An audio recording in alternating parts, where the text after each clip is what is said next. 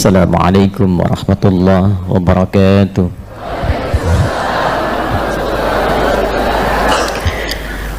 Alhamdulillahi rabbil alamin, alladhi jama'al mahabbata fi qulubil mu'minin liyazdadu imanan ma'a imanihim fa asbahna bi ni'matihi ikhwana. Wassalatu wassalamu ala rasulillahil karim sayyidina Muhammadin al-amin alladhi bittiba'i sunnatihi syarifati asbahna lil muttaqina imama. Allahumma salli wa sallim wa barik ala hadha an-nabiyil karim wa ala alihi wa sahbihi wa dhurriyyatihi wa ummatihi ila yaumiddin. Amma ba'd. Faya ahbaballahi wa ahbab rasulih sallallahu alaihi wasallam, usi nafsi wa iyyakum bitaqwallahi faqad fazal muttaqun. Fala tamutunna illa wa antum muslimun. Faqala ta'ala: ya ayyuhalladzina amanu taqullaha haqqa tuqatih wa la tamutunna illa wa antum muslimun.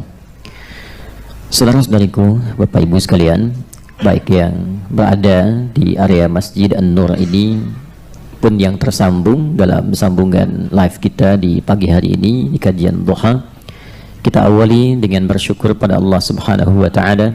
Kita masih diberikan kesempatan untuk beriman sampai dengan pagi hari ini, dan di antara kenikmatan iman itu kita bisa wujudkan dalam bentuk meningkatkan amal saleh, salah satunya dengan mendatangi majelis ilmu. Karena datang ke majelis ilmu itu dibuka dengan kalimat iman. Quran surah ke-58 ayat yang ke-11. Ya ayyuhalladzina amanu idza qila lakum tafassahu fil majalisi fafsahu yafsahillahu lakum. Jadi yang bisa tergerak untuk datang ke majlis ilmu itu hanyalah orang-orang yang beriman. Dan iman itu yang mengantarkan seseorang datangnya ke majlis. Ingat, tempatnya disebut majlis. Saya sering kali ungkapkan, majlis itu berasal dari kata jalasa. Jalasa orang sekarang menyebutnya dengan duduk. Padahal duduk itu ada dua kata. Ada jalasa, ada qa'ada. Jalasa perpindahan dari tempat yang rendah ke tempat yang tinggi. Anda duduk sekarang di karpet, saya minta pindah ke kursi supaya lebih tinggi. Maka orang Arab mengatakan tafaddal ijlis. Tapi kalau kita berada dalam posisi tinggi seperti berdiri, kemudian akan turun duduk jadi merendah, maka orang Arab mengatakan tafaddal uq'ud, dari kata qa'ada. Sifatnya disebut dengan qu'ud. Jalasa sifatnya disebut dengan julus. Karena itu orang yang tak sanggup sholat dalam keadaan berdiri boleh ya duduk, dan di Quran disebut dengan qu'udan bukan julusan. Quran surah keempat misalnya An-Nisa di ayat 103. Fa idza qadaytumus salata fadhkurullaha qiyaman wa qu'udan wa 'ala junubikum. Quran surah ketiga Ali Imran misalnya ayat 191. Alladzina yadhkurunallaha qiyaman wa qu'uda. Itulah dahsyatnya diksi Al-Quran yang menunjukkan bahwa Al-Quran firman Allah. Ya, kalau diduga atau dituduh seperti orang-orang yang tidak paham menuduhnya sebagai rekayasa manusia, maka bahasanya akan bahasa manusia yang kadang tidak mampu membedakan kapan kata itu ditempatkan. Baik, tempatnya disebut dengan maq'ad, dari kata qa'ada maq'ad. Jadi maq'ad itu kalau orang aktif tiba-tiba nggak aktif lagi, nah disebut dengan maq'ad, rehat, duduk, sifatnya taqa'ud. Karena itu orang pensiun yang tadinya aktif kemudian tidak aktif lagi disebut huwa yataqa'ad. Tapi kalau berpindah dari tempat yang rendah ke tinggi, mengangkat kita lebih tinggi, maka tempatnya disebut majlis. Jamaknya disebut dengan majalis. Kenapa tempat belajar ilmu itu disebut majlis? Majlis ilmu, untuk memberikan kesan kepada kita yang datang, kalau ingin datang ke tempat menuntut ilmu, carilah tempat-tempat yang mampu mengangkat derajat kita lebih tinggi dari sebelumnya.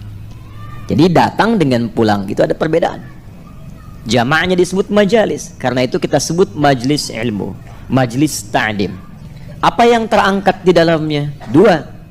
Teruskan ayatnya. Yarfa'illahu alladhina amanu minkum walladhina utul ilma darajat. Yang diangkat itu dua. Yang pertama imannya. Jadi datanglah ke majlis ilmu yang bisa menaikkan, mengangkat kualitas iman kita lebih kuat dari sebelumnya. Nah, itu yang bagus kata Quran. Nah, yang bisa datang ke majlis ilmu begitu itu disifati oleh Quran orang-orang yang memang punya iman. Imannya itu yang mengantarkan ia ke satu tempat, yang di tempat itu imannya mampu mengangkat dia lebih kuat. Apa cirinya orang mendapatkan keimanan yang lebih kuat? Maka nanti Al-Imam Al-Bukhari menerangkan dalam kitab sahihnya di topik yang kedua Kitabul Iman ada 57 hadis. Di antara hadis itu ada rumus dari Nabi yang mengatakan sallallahu alaihi wasallam qala al-imanu yazidu wa yantaqis. Yazidu bit-ta'ah wa yantaqisu bil ma'siyah. Iman itu bisa naik, terangkat, bisa turun. Kapan dia bisa naik? Dia naik terangkat dengan banyak mengerjakan ketaatan. Wujudnya amal saleh. Karena itu saya sering katakan majlis ilmu yang baik satu adalah majlis yang ketika Anda datang, apapun yang disampaikan di majlis itu mampu memotivasi kita sehingga kita lebih ingin menaati Allah, lebih dekat dengan Allah, senang menunaikan amal saleh, salatnya menjadi lebih rajin, baca Qur'annya meningkat, puasanya meningkat. Bahkan kita baru lihat syekhnya, ustadznya atau gurunya, kita sudah termotivasi mengerjakan kebaikan. Itulah majlis ilmu. Dan yang bisa mendatangi demikian, ya ayyuhalladzina amanu, karena iman ketemu iman. Ya. Kalau merendah, nanti turun kualitasnya dari majlis jadi tempat biasa. Ya. Apa yang didapati di dalamnya macam-macam. Ya, macam-macam. Ya, mungkin yang membuat banyak tertawa, mungkin yang membuat banyak juga menangis, mungkin yang membuat macam-macam. Tidak bisa kita persalahkan. Ya, masing-masing barangkali punya bagiannya tersendiri. Tapi untuk ahli iman, dia akan mendatangi majlis yang mengangkat imannya. Yang kedua, walladzina utul ilma darajat. Bertambah pengetahuan. Jadi selain imannya menguat, pengetahuannya bertambah. Nah, pengetahuan itulah ketika bertambah yang membantu dan memudahkan iman saat mengerjakan amal soleh. Contoh begini, Anda kalau tahunya amal solehnya saja, sholat 5 waktu berapa rakaat? 17. Waktunya ada berapa? 5, karenanya disebut 5 waktu, subuh, zuhur, asar, maghrib, isya. Baik, subuh berapa rakaat? 2. Zuhur, asar, isya, 4. Maghrib 3, ya. Baik. Jadi 17 semuanya. Kalau ilmu kita hanya di sini, tapi kita taat beriman, maka pengetahuannya hanya cukup sampai di sini. Pokoknya kalau sudah tiba maghrib 3, kalau sudah tiba isya 4, kalau sudah tiba zuhur 4, kalau sudah tiba asar 4, subuh 2. Tiba Anda melakukan perjalanan jauh. Seperti ini ada rombongan dari Sumbar datang. Semoga Allah berikan kemuliaan kebaikan. Dan juga yang lainnya yang mungkin juga lebih jauh lagi, ya. Baik. Datang tapi tak tahu ilmunya misalnya. Taunya imannya sudah kuat, ingin mengerjakan amal soleh, salat. Tiba di jalan dari zuhur ke asar, tidak mudah menemukan tempat untuk salat. Atau ada kesulitan-kesulitan yang tidak memungkinkan mengerjakan di kendaraan misalnya. Wudunya bisa terjaga saat zuhur. Belum tahu ilmu tentang jamak, belum tahu ilmu tentang qasar. Maka pengetahuan yang terbatas itu, walaupun imannya kuat, pengetahuan terbatas menjadikan ibadah kadang-kadang tidak lebih mudah untuk ditunaikan. Tapi ketika walladzina utul ilma darajat, ilmunya semakin banyak, tahu tentang hukum jamak. Baru tahu jamak dikerjakannya 4-4. Tapi tambah ilmu tentang qasar bisa 2-2. Ya. Jadi mengerjakan zuhur bisa 2, jamak dengan asarnya jadi 2. Kemudian maghribnya ke isya, maghrib tetap 3. Kemudian isyanya jadi 2 karena pengetahuan. Tapi kalau pengetahuan cukup sampai di situ, belum tahu tentang subuhnya yang nggak bisa dijamak, bisa jadi subuh dijamak ke isya. Ya, tambah lagi pengetahuan, karena itu subuh tidak bisa dijamak, nggak bisa dikosor. Kosor batas minimal 2, subuh sudah 2, mau dibagi lagi jadi 1 kan nggak mungkin. Karena itu subuh letaknya jauh ke zuhur, jauh ke isya, sehingga tidak ada alasan kita untuk menariknya menjadi jamak. Mau jamak ke isya masih jauh kok, ya, mau narik zuhur ke subuh masih jauh juga. Nah, itulah pentingnya kita datang ke majelis ilmu. Ilmu bertambah, memberikan keadaan ibadah kita lebih mudah, iman meningkat, menjadikan suasana ibadah kita lebih kuat. Dan itu yang disebut dengan majelis. Yang ingin saya katakan, semoga Allah subhanahu wa ta'ala menggolongkan kita termasuk orang-orang yang beriman sampai dengan pagi hari ini, dan menggolongkan apa yang kita sekarang sedang pelajari di tempat ini sebagai majalisul ilmi insyaallah. Apa yang didapatkan jika semua itu terjadi?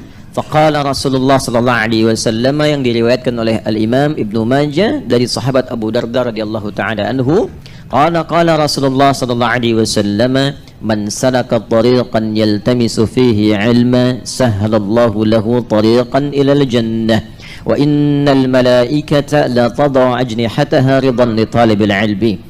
Siapapun yang melangkahkan kakinya ke tempat seperti tadi dengan imannya dan niatnya hanya untuk talabul ilmi, belajar, maka setiap langkah yang ia lakukan hingga tiba dan pulang ke tempatnya akan diperintahkan oleh Allah kepada malaikat, catat itu untuk meringankan langkahnya ke surga.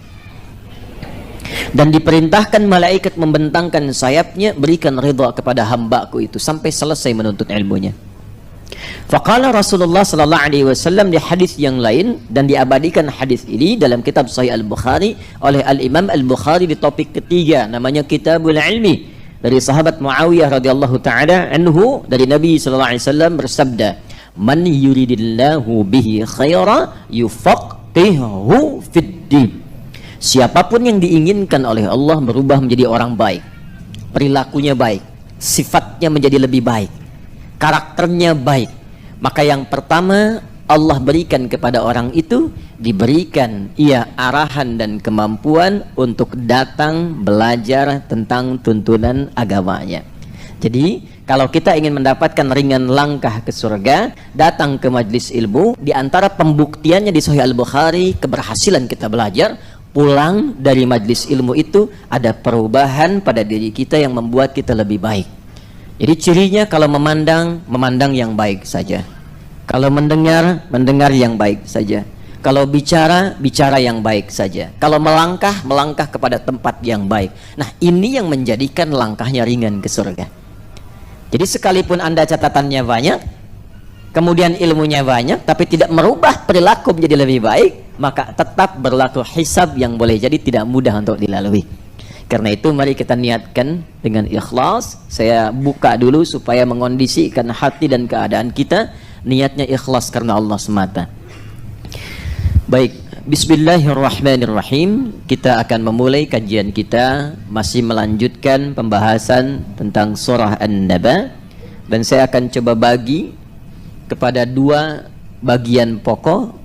Yang pertama melanjutkan topik kajian kita di pertemuan yang lalu, dan yang kedua memberikan di waktu yang tersisa singkat tips cepat untuk bisa menghafal Quran dengan lebih mudah, dan kemudian mengingat dan mempraktekannya dalam kehidupan. Karena itu mari cepat kita mulai, mudah-mudahan efektif untuk kita bisa lakukan bersama.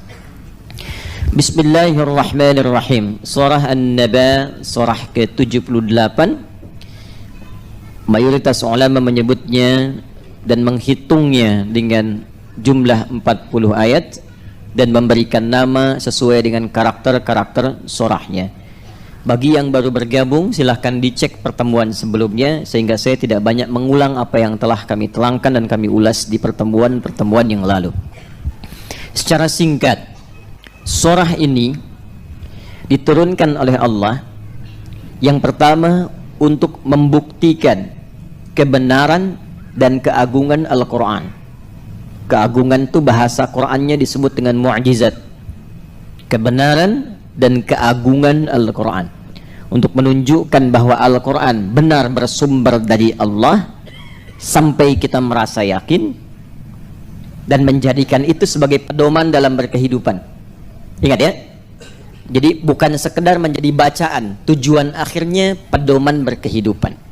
Jadi kalau kita nanti mengaji Al-Quran sampai tuntas dan menggali maknanya, kita akan temukan dari Al-Fatihah sampai An-Nas itu isinya kurikulum hidup semua. Jadi bukan sekedar bacaan, membaca itu wasilah untuk tahu isinya. Tapi karena ini adalah mukjizat, ya, firman Allah, maka perlakuannya pun berbeda. Ketika membaca ada pahalanya. Beda, baca Al-Quran tidak ada pahala. Baca Al-Quran setiap hurufnya berpahala. Jadi biasanya saking ada kaidah mengatakan begini, kalau ada sesuatu yang sangat penting, biasanya semua jalurnya jadi penting. Coba lihat, kalau ada kelas VVIP itu tempatnya beda nggak dengan kelas biasa? Beda. Perlakuannya sama tidak? Tidak. Fasilitasnya sama tidak? Tidak. Nah, Al-Quran itu VVIP kelasnya.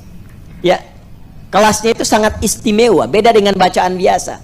Karena itu untuk membedakan yang istimewa dengan yang biasa ini, baru dibaca sudah ada pahala. Ya, di At-Tirmidzi, hadis riwayat At-Tirmidzi nomor hadis 2910. Nabi SAW bersabda, wa kama qala Rasulullah SAW, man qara'a harfan min kitabillahi falahu 10 hasanat. Siapa yang membaca satu huruf dari kitabullah Al-Quran, baru baca, dia dapat 10 kebaikan setiap hurufnya. Nah, normalnya kaidah amal soleh itu kalau dikerjakan, satu amal solehnya 10. Ya, satu amal solehnya itu paling standar. Kita sedikit belajar tentang rumus menghitung pahala berdasarkan keterangan Al-Quran, ya. Nah, yang standar begini, yang standar kita rinci dulu ya penjelasan kita. Standar itu teorinya ada di Quran. Kalau teori itu kita bawa ke penjelasan. Kalau Qurannya pasti ayat, ya. Quran surah ke-6 Al-An'am ayat 160. Man jaa'a bil hasanati falahu 10 amsalihha. Siapa yang mengerjakan satu perbuatan baik yang bernilai akhirat, bernilai ibadah. Jadi nanti ada perbuatan yang hanya punya nilai dunia saja, tak punya nilai akhiratnya. Ada perbuatan yang dikerjakan otomatis punya nilai akhirat. Apa yang membedakannya? Yang pertama, niat. Karena itu Nabi sering mengatakan, dan seluruh para pakar hadis biasanya itu memulai menerangkan hadis mereka dengan menyampaikan hadis pertama ini, termasuk Al-Imam Al-Bukhari dalam kitab sahihnya. Ya, ada 97 topik pertamanya kitab Bad'ul Wahyi, tapi hadis pertamanya tentang apa yang akan saya sampaikan ini. Ya, an Abi Hafsin Umar bin Al-Khattab radhiyallahu taala anhu qala Rasulullah sallallahu alaihi wasallam, innamal a'malu bin niat. Nah, niat itu yang membedakan perbuatan menjadi hasanah atau bahasa kitanya ibadah, ya, atau hanya menjadi rutinitas saja. Ya, rutinitas. Contoh begini. Contoh. Bapak ibu misalnya, baik, bangun dari tidur, rutinitas bukan? Makan, rutinitas bukan? Minum, rutinitas bukan? Berpakaian, rutinitas bukan? Nah, itu rutinitas, tiap hari dilakukan, tiap hari dikerjakan. Pertanyaannya, jadi ibadah tidak? Ayo, padahal sudah bertahun-tahun itu dikerjakan tuh. Pertanyaan saya, jadi ibadah tidak? Nih. Nah, tergantung niat. Nah, sekarang ibu diniatkan nggak dari dulu tuh jadi ibadah? Awas, hati-hati. Wal 'asr innal insana lafi illa alladzina wa amilus shalah. Itu ini. Bagaimana caranya kalau ingin jadi ibadah? Ikuti sesuai petunjuk Nabi. Nah, Nabi mengajarkan sesuatu menjadi ibadah, kita niatkan ibadah, dipandu oleh Nabi sallallahu alaihi wasallam supaya menjadi ibadah lewat formula doa namanya. Karena itu semua perbuatan kita itu diiringi dengan doa. Coba Bapak Ibu cek, bangun tidur ada doanya? Ada. Apa doanya? Akhyana ba'dama amatana wa ilaihin. Tahu dari mana? Makan ada doanya? Minum ada doanya? Nih, barusan ke masjid. Masuk masjid ada doanya? Keluar masjid ada doanya? Tuh, ada yang mau ke toilet. Masuk toilet ada doanya? Keluar toilet ada doanya? Masuk masjid kaki? Keluar toilet kaki? Hah?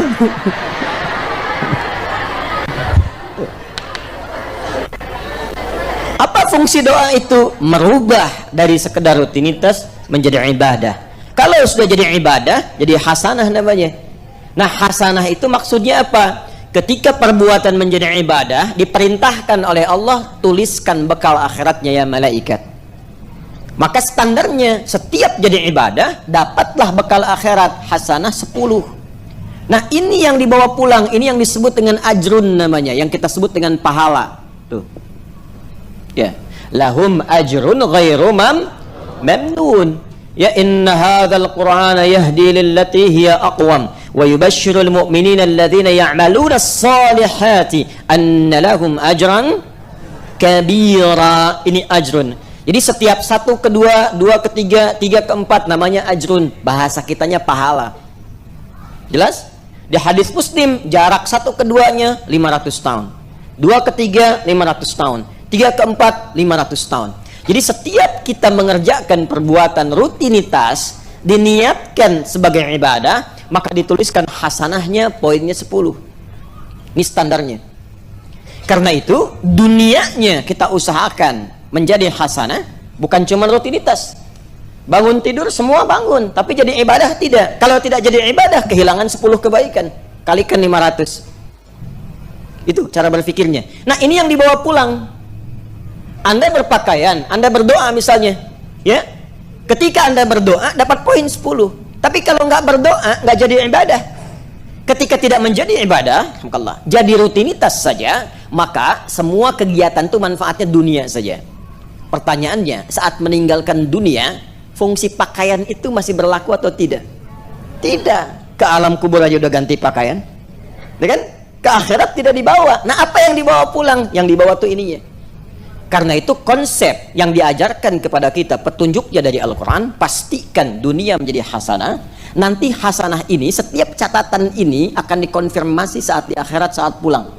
Inilah yang dituliskan dalam kitab Iqra kitabaka kafa binafsika al-yawma 'alaika hasiba. Karena itu kita berdoa, ya Allah, mohon bimbing hamba supaya semua kegiatan dunia itu menjadi hasanah. Dan hasanah ini akan dikonfirmasi saat di akhirat. Maka populer dan virallah doa memohon dunia hasanah, akhirat hasanah. Quran surah kedua Al-Baqarah ayat 201, paling kanan sebelah bawah di mushaf. Dunia, akhirat. Wa minhum may yaqulu rabbana atina fid dunya wa fil akhirati wa qina. Doa apa itu? Terserahlah, sapu jagat, mau doa ada sapu nggak ada jagatnya, jagat nggak ada sapunya, terserah. Yang penting hasanah. Nah, kembali ke Quran. Quran istimewa, Quran beda. Karena istimewa, karena Quran itu beda, maka Allah berkenan menyampaikan pada Rasulullah SAW bukan sekali baca Qurannya, tapi setiap hurufnya, ya. Man qara'a harfan min kitabillahi. Hadis riwayat At-Tirmidzi. At-Tirmidzi ini nama aslinya Muhammad. Beliau tumbuh berkembang di kota Tirmidz sehingga disebut dengan At-Tirmidzi. Nomor hadis 2910. Dari Nabi sallallahu alaihi wasallam disampaikan, man qara'a harfan min kitabillahi. Siapa yang membaca satu huruf dari kitabullah. Satu huruf. Falahu 10 hasanat. Dia akan diberikan 10 kebaikan, 10 hasanah setiap hurufnya, bukan sekali bacanya. Di kalau misalnya, maaf, Bapak Ibu baca alif lam mim, ya kan? Berapa ayat? 3 ayat. 1 ayat. Sebentar, tarik nafas dulu. Fokus. Alif lam mim. Berapa huruf? Nah, berapa ayat? Bagus. Nah, menilainya bukan begini, baca alif lam mim 10, bukan. Kata Nabi, walam aqul alif lam mim harfun. Saya tidak katakan alif lam mim itu satu huruf sekali baca, tapi alifun harfun, lamun harfun, mimun harfun, walikulli harfin 10 hasanat. Alifnya satu huruf, lamnya satu huruf, mimnya satu huruf, setiap hurufnya 10 kebaikan. Jadi kalau kita melihat alif lam mim ada berapa huruf? Nah, berapa pahalanya? Itu hitung-hitungan Bapak Ibu. Kalau kita ngitungnya pakai ilmu lagi, ilmu yang keempat dalam gramatikal bahasa Arab. Yang pertama nahwu, kedua saraf, ketiga balaghah. Balaghah dibagi 3 lagi, ma'ani, bayan, dan badi'. Nanti ilmu keempat disebut arud. Arud itu punya 16 formulasi, tapi rumus cepat dari ilmu arud itu adalah kita menghitung dari apa yang didengar, bukan apa yang dituliskan. Jadi kalau di ilmu arud itu misalnya ada rumus pertama tawil, tawilun lahu dunal bukhari fadailu fa'ulun mafa'ilun fa'ulun mafa'ilu. Fa'ulun itu ditulis dia fa'ulun pakai nun lagi di ujungnya. Di apa yang didengar itu yang ditulis. Ini Nabi menyebutnya alifun, ya kan? Rumusnya begini, tegak bentuknya. Tapi kan begini hurufnya. Alifun. Tuh. Ini berapa huruf? 3. Ini huruf apa? Bukan, ini hamzah. Oh. Hamzah berapa huruf? Tuh 2, 3, 4. Maksudnya apa? Maksudnya bagi orang yang ikhlas tak pernah berhitung berapa dapat pahala, maka Allah berikan pahala kepadanya tanpa hitungan. Rumusnya ada di Quran surah kedua di akhir ayat 261. Wallahu yudha'ifu liman yasha' wallahu wasi'un alim. Bagi yang tanpa berhitung diberikan tanpa hitungan. Bagi yang menghitung 3 huruf kasih 3 kali 10. Jadi berapa? 30. Kenapa ada yang menghitung? Rumusnya hadis Muslim nanti dari Abu Hurairah radhiyallahu taala anhu, karena di akhirat nanti antara hasanah dan sayyi'ah itu akan ditimbang. Itu yang namanya hisab. Hasanah kanan, sayyi'ah kiri. Hasanah itu pahala, sayyi'ah itu dosa. Jadi setiap ada orang berbuat dosa ditutupi oleh pahalanya. Pahala 1 misalnya, ya, dosa 1 tutup jadi kosong. Setiap perbuatan baik 10, perbuatan buruk dosanya 1. Tutupin dari yang 10 ini, datang tinggal 9. Rahmat Allah menjadikan perbuatan dosa, kalau bukan kabair, kalau bukan dosa besar, dia menjadi 1. Tapi kalau dia kerjakan kebaikan, dia tutup tuh dengan 1 itu sisa 9. Kadang-kadang ada yang masih ngitung nih, aduh saya lihat tadi ya Allah, tutup dengan bacaan Quran, 1 huruf cukup, nun. Masih ada sisa 9. Nah itu yang hitung-hitungan tuh. Itulah Al-Quran. Nah ini yang standar, ini yang istimewa. Baik, jadi surah An-Naba di antara tujuannya ketika Allah turunkan untuk mengungkap keagungan Al-Quran itu, mu'jizat Al-Quran, sampai kenapa layak mendapatkan penilaian yang dahsyat, saking agungnya baru baca mendapatkan pahala. Tapi bacaan yang berpahala ini tujuannya untuk memahami isinya. Ingat, bukan sekedar dibaca. Betul membaca ada pahala, tapi fungsi Al-Quran itu bukan sekedar untuk dibaca. Inti fungsinya untuk membimbing kita berkehidupan. Pedoman lengkap yang menjadi bimbingan kita berinteraksi, itu dalam bahasa Arab disebut hudan namanya. Hudan. Kalau dia hanya terbatas pada satu kegiatan disebut dalil namanya. Apa namanya? Dalil. Contoh, Bapak Ibu beli handphone. Semoga Bapak Ibu diberikan rezeki yang melimpah oleh Allah sehingga mampu beramal soleh. Ya, bukan buat beli handphone, ya, amal soleh. Karena ada yang beli handphone hanya untuk bikin status saja, ya, kan belum tentu jadi amal soleh. Kenapa sampai ke situ? Balik lagi. Contoh, apa tadi contohnya? Handphone. Baik, kita kembalikan dulu ya. Kita kembalikan dulu seperti semula. Bapak Ibu sekalian, hudan dengan dalil. Anda membeli handphone. Bukankah saat beli handphone itu biasanya ada buku petunjuk? Ya, beli kulkas ada buku petunjuk. Nah, itu dalam bahasa Arab disebut dengan dalil namanya.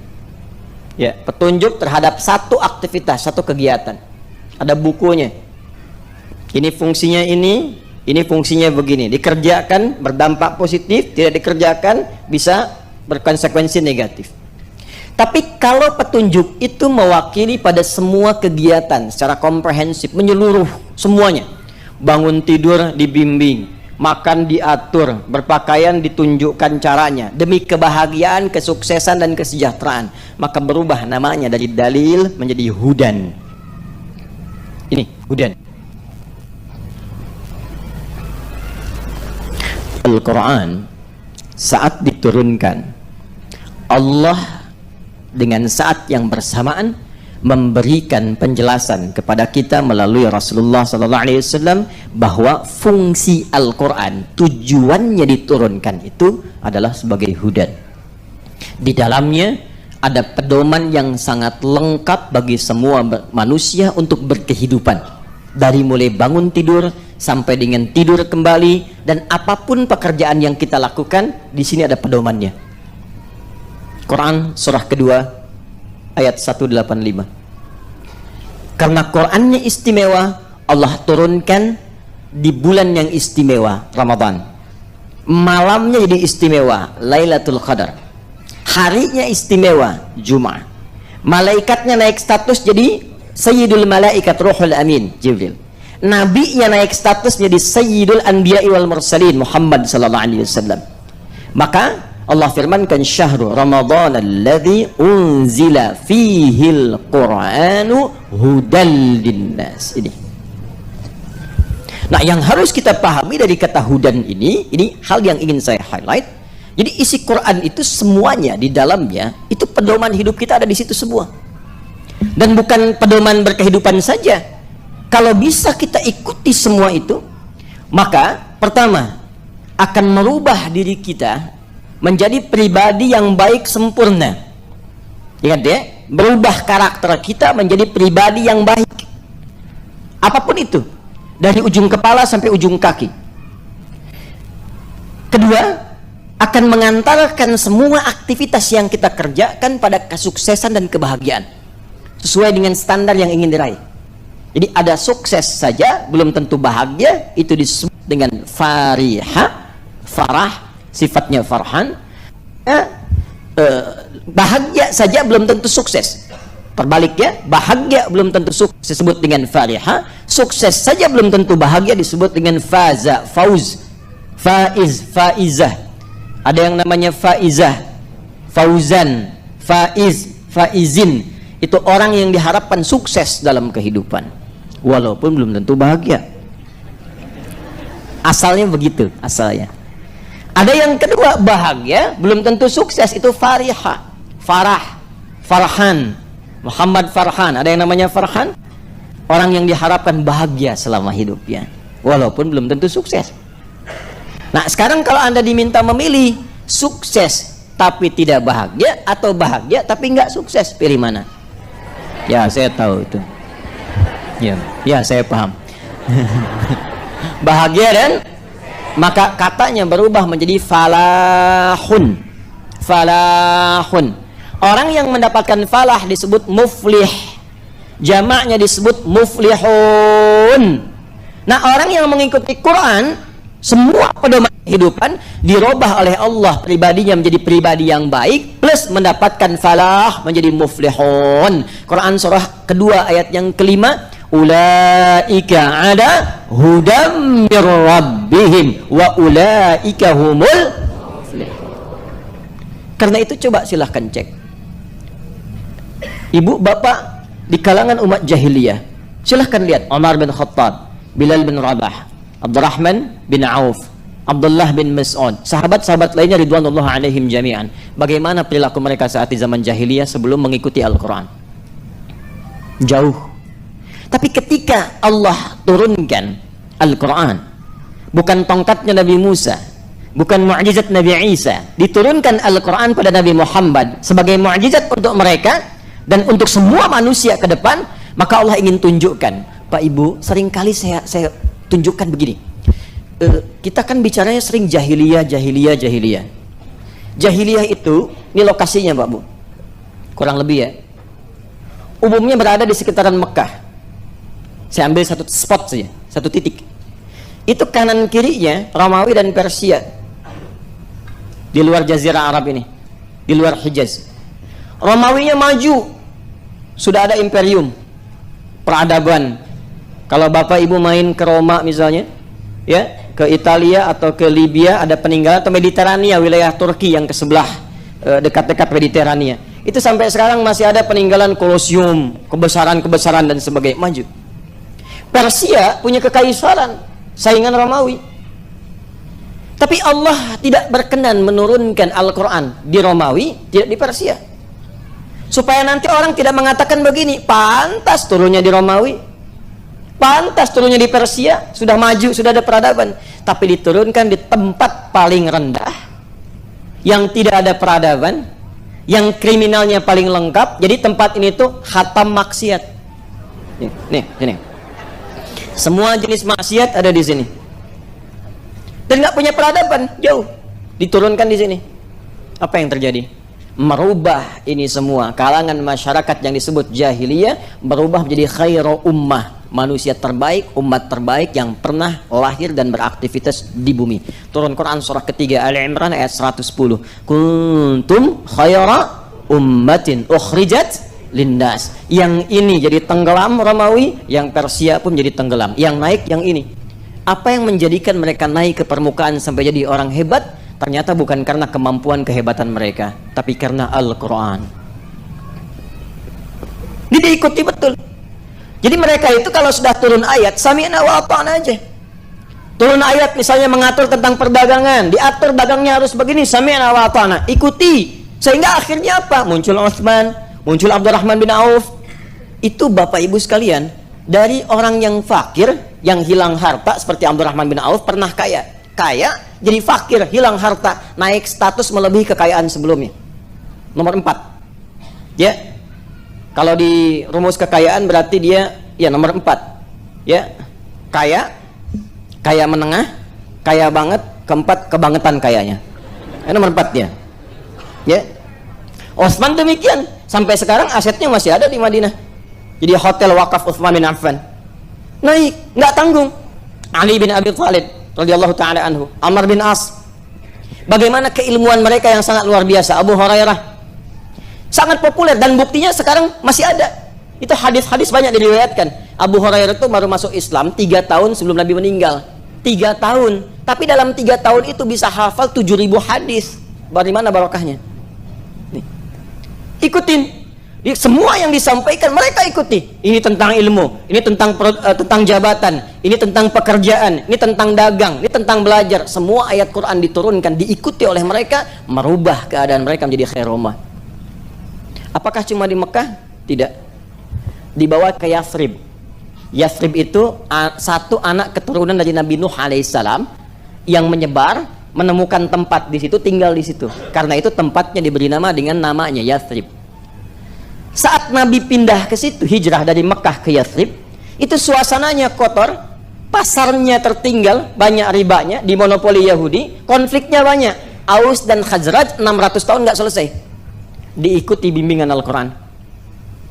Cuma 2 tahun merubah kondisi Yathrib yang tadinya tertinggal menjadi suasana kota. Pasarnya ditata, dagangnya menjadi sukses, orangnya jujur-jujur, jadi lebih baik, dan memberikan cahaya pada orang sekitarnya sehingga orang viral mengatakan, kalau Anda mau cari pasar yang jujur mana? Yathrib. Kalau Anda pengen suasana kota di mana? Yathrib. Kalau orang dermawan ada di mana? Yathrib. Maka sepakat semua berkata, rubah nama itu menjadi suasana kota yang menginspirasi melahirkan cahaya. Maka berubah namanya menjadi Al-Madinah Al-Munawwarah. Quran turun di situ, merubah tempatnya Al-Madinah Al-Munawwarah.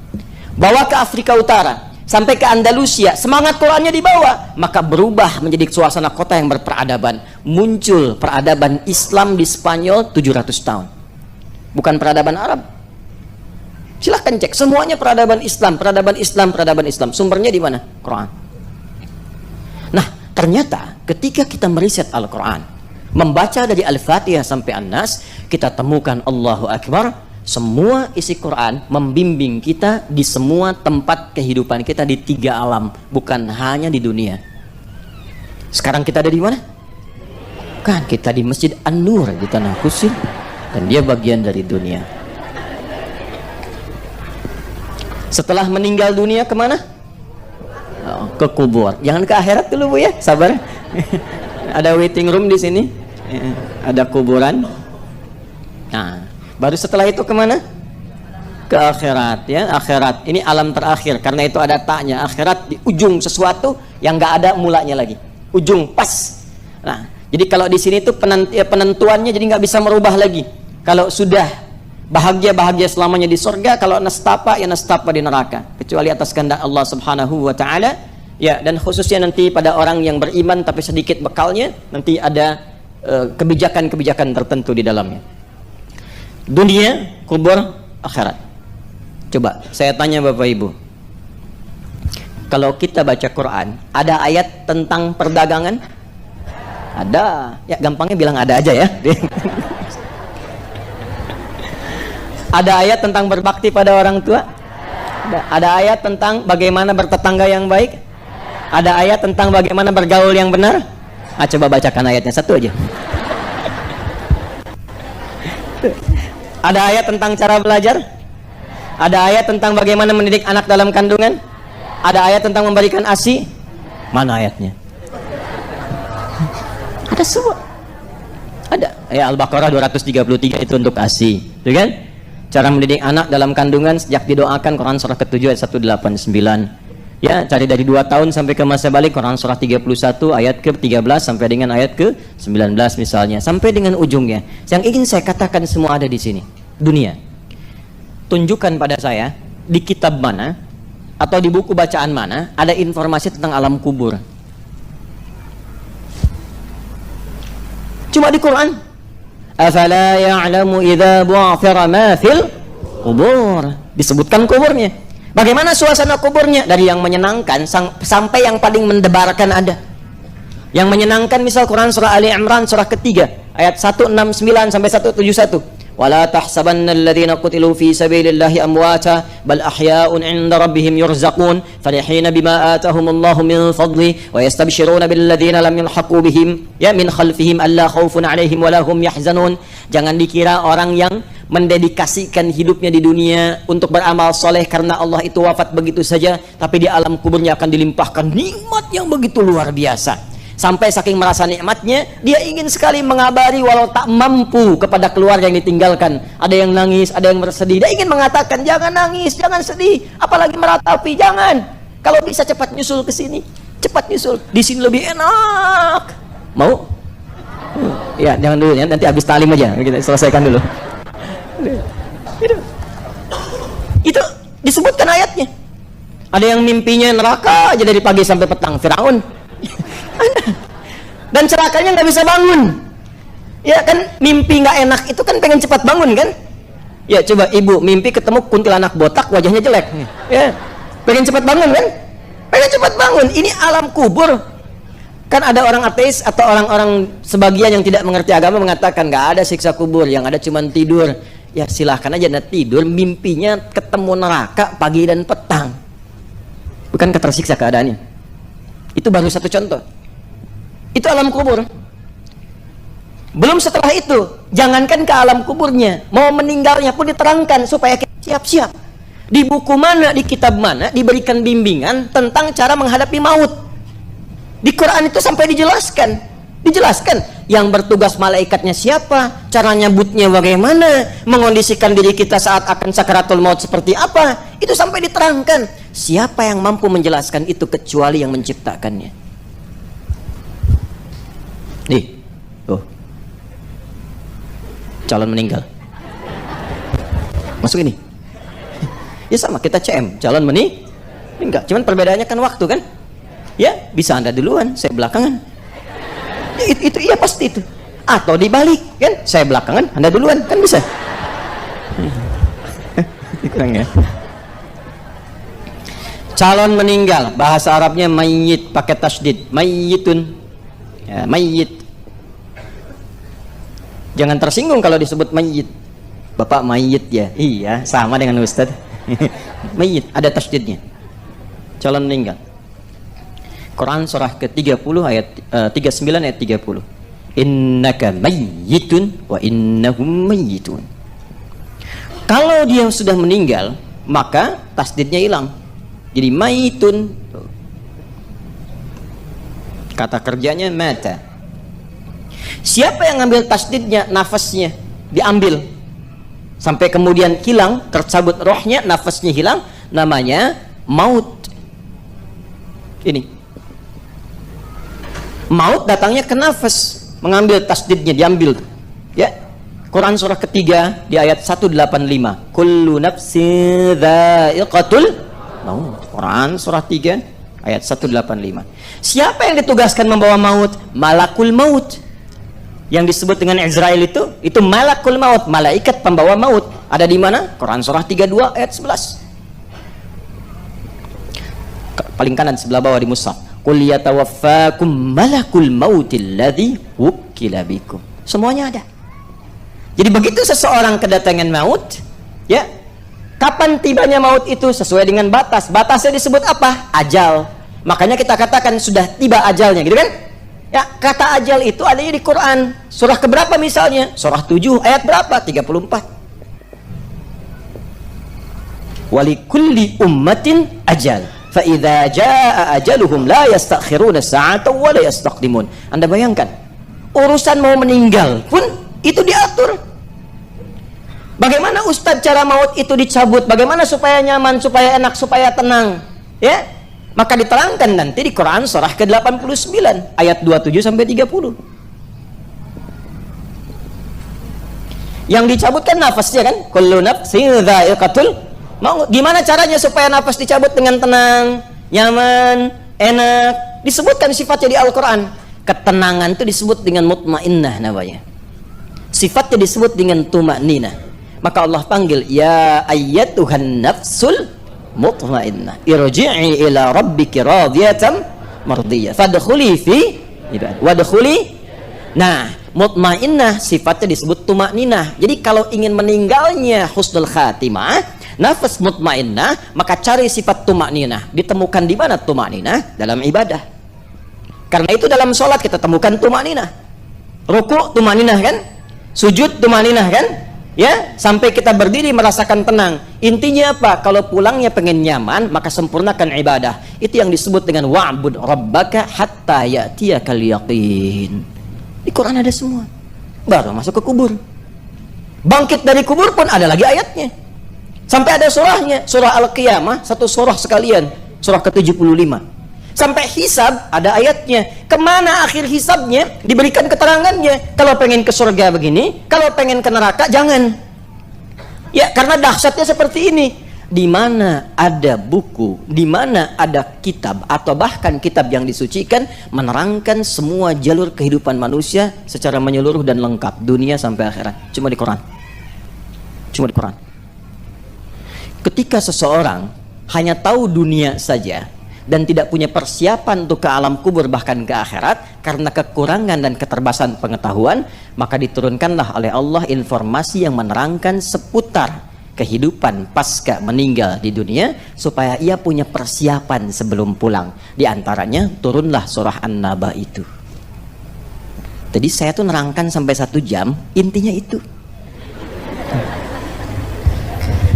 Jadi kalau kita sudah khatam surah An-Naba, maka apa yang didapatkan oleh kita bekal pengetahuan untuk berpulang.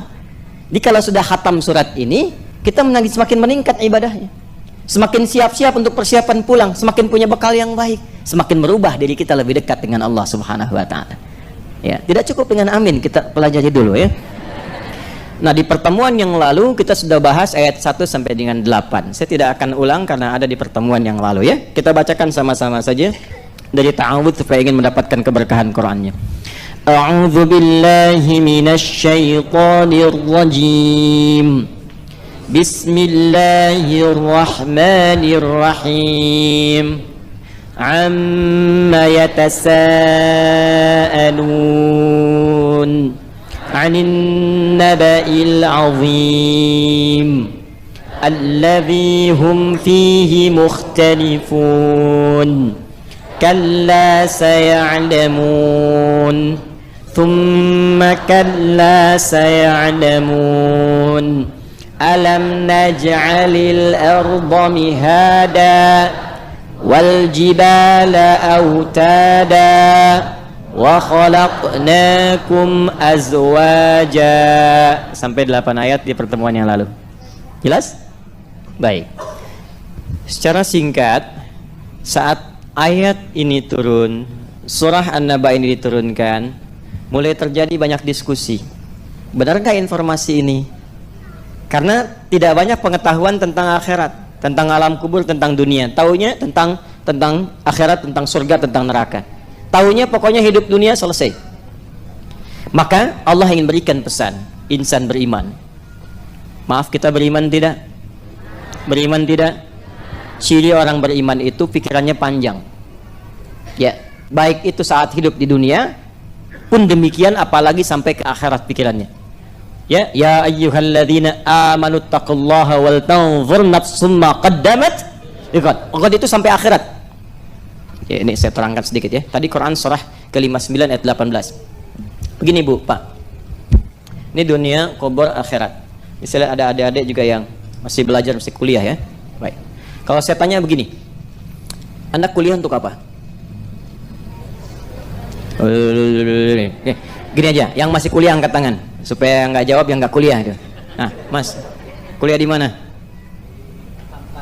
OMK. Jurusan apa? Kenapa ngambil kesehatan masyarakat? Supaya masyarakat sehat. Baik. S1 aja atau mau sampai S2? S1 aja dulu. Ke depan mau lanjut S2. Kapan? Setelah lulus langsung atau mau kerja dulu? Kerja dulu. Lalu berapa tahun setelah kerja mau ngambil S2? Hah? Kalau sudah siap, kapan siapnya? Apakah setelah menikah atau sebelum menikah? Udah siap. Jadi belum jelas kapan kesiapannya. Belum. Baik. Udah nikah? Aduh, miskin juga nih. Ya. Orang Arab tuh kalau bilang miskin bukan miskin harta, kasihan gitu kan. Baik. Mudah-mudahan sebelum kiamat kurang 2 hari sudah menikah ya. Mau lanjut S3? Enggak, setelah S2 S3. Mau kerja di mana?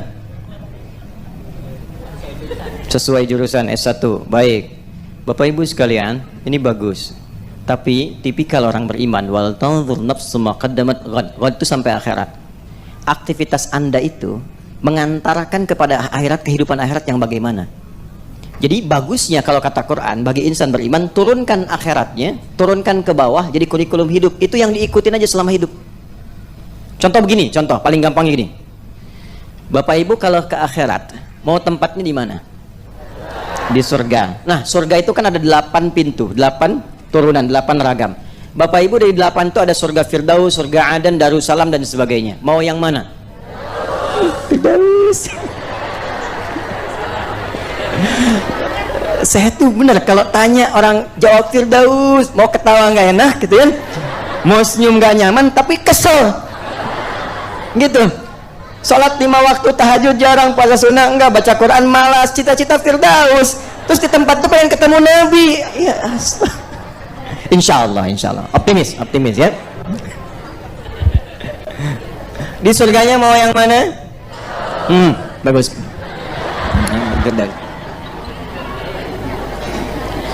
Pertanyaannya, apa amalan yang mengantarkan Anda layak sebagai penghuni surga Firdaus?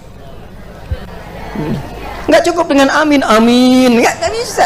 Ada amalannya. Maka yang ingin saya terangkan gini, kurikulumnya turunkan ke bumi. Siapa para penghuni surga Firdaus itu? Maka ya, tunggu sebentar ya Bu ya. Maka oleh Quran diterangkan runtutan ayat dan amalannya. Turunlah Quran surah ke-23 Al-Mu'minun misalnya. Yang ayat 1 sampai dengan ayat 9. Boleh sampai ayat 11 juga. Kita batasi sampai 9 dulu. Ke ujung ayatnya, ulaika humul warithun alladzina yarithuna al-firdausa hum fiha khalidun. Kata Allah, ada calon penghuni surga Firdaus yang sedang berpetualang di bumi. Jadi hamba Allah ini sedang berkegiatan di bumi, di dunia. Tapi kata Allah, ini calon pewaris surga Firdaus. Apa amalannya? Yuk dari ayat 1-nya. Beruntung nggak kalau masuk surga Firdaus? Bahagia nggak? Sukses nggak? Masih ingat gabungan sukses dan bahagia disebut apa? Falah. Orangnya apa? Muflih, kan? Jamaknya muflihun. Baik, perhatikan ayatnya. Qad aflahal mu'minun. Aflah itu kata kerja dari kata muflih. Muflihun itu kata kerjanya aflah. Artinya kalau ingin jadi muflihun harus banyak bekerja, berusaha, maksimalkan. Saya jamin, kata Allah, orang beriman itu kalau benar imannya dan mengerjakan amalan berikut ini, dia akan sukses, bahagia, ditempatkan di surga Firdaus sebagai pewaris surga Firdaus yang sedang berpetualang di bumi. Apa saja amalannya? Alladzina hum fi salatihim khashi'un. Bukan sekedar salat, dia berusaha selama hidup untuk khusyuk salatnya. Kalau mau surga yang standar, salat. Tapi kalau ingin surga yang istimewa, VVIP, khusyuk salatnya. Jadi orang ini selalu berusaha untuk bisa khusyuk dalam sholat. Dia belajar, dia konsultasi, dia bertanya, dia berikhtiar, dia berusaha supaya khusyuk sholatnya. Apapun pekerjaan dia. Lalu diturunkan ini ke muka bumi. Turunkan. Jadi kurikulum. Apapun pekerjaannya, apapun pelajarannya. Anda misalnya pengen masuk surga Firdaus, Anda mahasiswa, boleh. Silahkan di ilmu kesehatan. Tapi jangan sampai tinggalkan sholat. Kalau benar-benar pengen serius, tempatkan di kampus, di sekolah yang di situ ada pelajaran bahkan tentang sholat. Ya, teruskan. Qad aflahal mu'minun alladzina hum fi salatihim khashi'un walladzina hum 'anil lagwi mu'ridun. Calon penghuni surga Firdaus meninggalkan lagha. Lagha itu semua yang enggak bermanfaat. Sehingga penghuni surga Firdaus itu kalau bicara, semua punya nilai dari pembicaraannya. Ya. Nggak ingin tergerak menyampaikan sesuatu yang sia-sia yang nggak ada maknanya. Di semuanya, bahkan candanya pun masih ada manfaatnya. Nabi itu bercanda, Pak. Nabi itu kadang sifatnya humoris. Beliau tertawa bersama orang yang senang, ya, berduka bersama orang yang setengah mengalami musibah. Ada 150 hadis kurang lebih tentang canda Nabi Sallallahu Alaihi Wasallam. 150 hadis. Sampai yang gerahamnya terlihat, sampai yang kelihatan bagaimana bersih keadaan beliau. Ada tawanya, ada candanya. Canda di rumah tangga dengan istrinya, ya, walaupun istrinya sudah sepuh, misalnya seperti Sayyidah Saudah binti Zam'ah, itu masih bisa bercanda, Bu. Ya, Sayyidah Saudah itu sudah sepuh, menikah dengan Rasulullah, senang bikin kue lewat adonan. Itu kalau sedang bikin adonan, Nabi datang, adonannya masih diberikan di keningnya seperti ini, bermain begini. Tuh.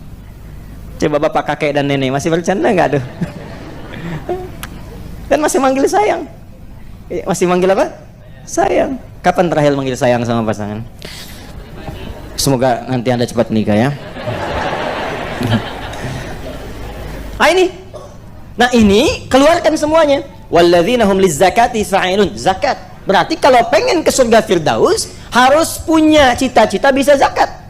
Bagaimana bisa zakat? Ikhtiar. Kerja maksimal. Jadi bapak, saya tanya nih, bapak yang kerja nih, ibu yang di rumah, Anda bekerja sampai punya kedudukan, jabatan, harta banyak dan sebagainya, tujuan akhirnya apa? Ya, mudah-mudahan Allah berkati rahmati. Ya. Apa tujuan akhirnya? Kalau cuma mengoleksi kemewahan, rumah mewah, kendaraan mewah, ya, kehidupan nyaman, itu belum bisa ke sini. Orang-orang calon penghuni surga Firdaus, dia bekerja berusaha itu supaya untuk ibadah. Dia bekerja supaya bisa zakat, dia bekerja supaya bisa infak, dia bekerja supaya bisa sedekah. Allah kasih bonus dunianya, kaya juga.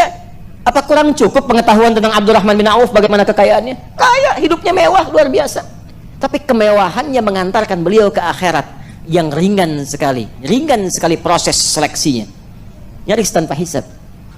Utsman bin Affan kaya luar biasa, tanpa hisab masuk. Udah kaya, hidup mewah, nyaman, masuk surga tanpa hisab, top. Ya, ini miskin gak jelas, banyak maksiat, ya kan? Itu yang bahaya. Jelas sampai sini? Itulah kurikulum hidup. Nah, termasuk kurikulum hidup yang diajarkan di surah An-Naba ini adalah tentang kurikulum hidup pasca kehidupan di dunia. Dan Allah terangkan dulu, nih di dunia saya sudah atur begini supaya kita yakin dulu, diberikanlah muqaddimah. Supaya yakin dulu. Karena memberi info pada yang belum diyakini, itu harus dibuka dengan sesuatu yang diyakini dulu. Itu secara logika demikian. Jadi kalau Anda ingin menerangkan sesuatu yang orang belum yakin dengan itu, Anda harus kuatkan dulu dengan logika, terangkan kepadanya apa yang sudah dia yakini sebelumnya. Contoh begini. Nah, itu batuk.